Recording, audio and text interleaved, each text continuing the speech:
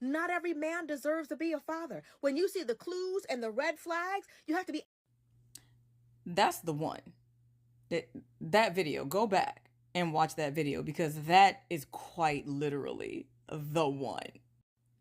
And this is ironic, right? Because we have now got a Speaker of the House in America that's comfortable saying that every woman has a duty to produce at least one child to put into the workforce. But nothing of the duty of men, right? Because men don't have a responsibility, especially men that never deserve to have a position of authority or power in any setting, politically or privately. Because all these man-made social constructs, all these societal norms and expectations have created a system where we as human beings go against the natural selection, which is supposed to weed out all of these weaker individuals and prevent them from reproducing.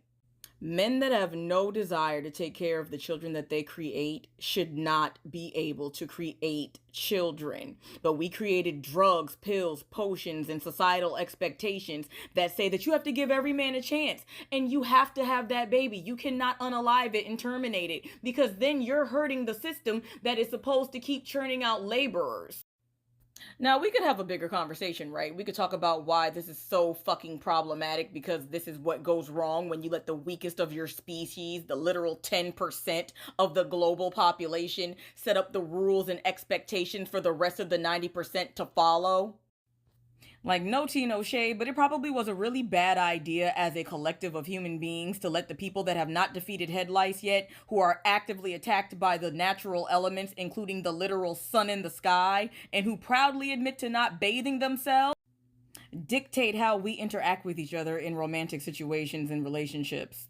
However, here we are, so let's continue.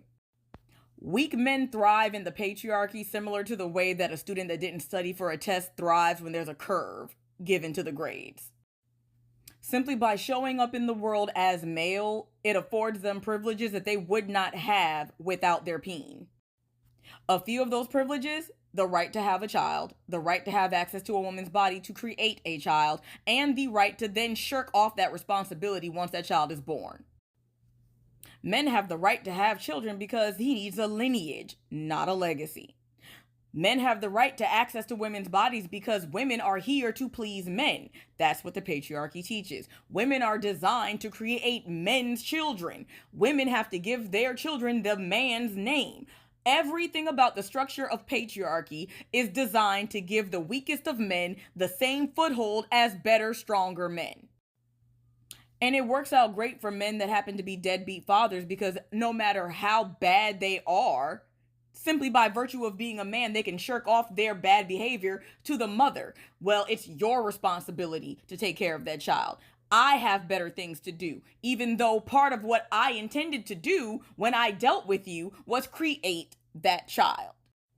Instead of getting a piece of hot iron and branding your back like a cow, they put a baby inside of you. That's how a lot of these weaker men stake their claim. Because with other species of animal, right, this is not how it works.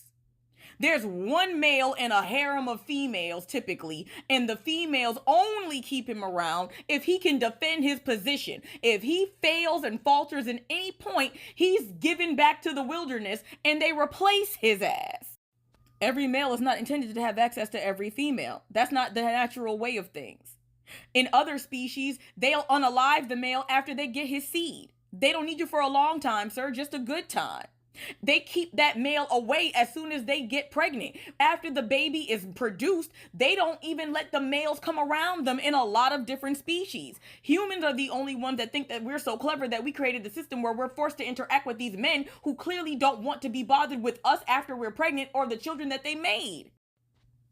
Having access to women and creating a lineage that shares your bloodline is a privilege.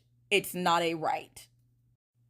But due to capitalism and the patriarchy, the system needs unwanted children that are going to be able to be good laborers who don't have happy households and can't wait to get away from their homes. So the patriarchy affords weak men the privilege to reproduce so that these unwanted children turn into good employees. But interestingly enough, the minute women are too old and can't make children anymore for plantation America, we don't have any value to these men.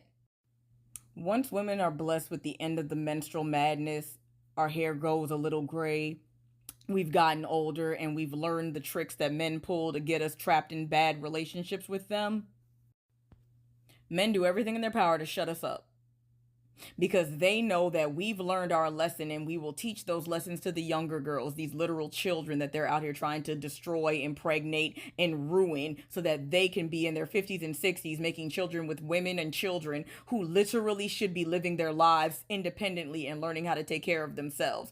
Men need you to be afraid of how your life would look without them, because they know what your life looks like with them. This is exactly why Roe v. Wade got overturned in the first place. You honestly do not believe that a bunch of men in politics give a damn about the sanctity of life, especially the lives of children, when many times they're the ones causing the most harm to those children.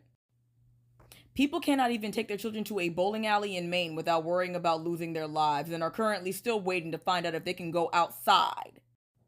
But I guess since there are more guns in this country than people, it's easier to regulate women's bodies and tell women that what you're doing, if you don't want to have that baby, is considered murder, than to actually do something to prevent the people that want to murder from murdering others in the first place. Long story short, access to your body as a woman is a privilege, and if a man does not see it as such, he should not be allowed to reproduce with you. Do not give men something that they did not earn in the first place. And do not burden yourself with a responsibility that you alone did not create. Have no fear or shame in moving on and making choices that might be uncomfortable to make, but are better off for you in the long run than to lock yourself down to a child for 18 years to the rest of your life for a man that doesn't even want to take care of them when they are sick.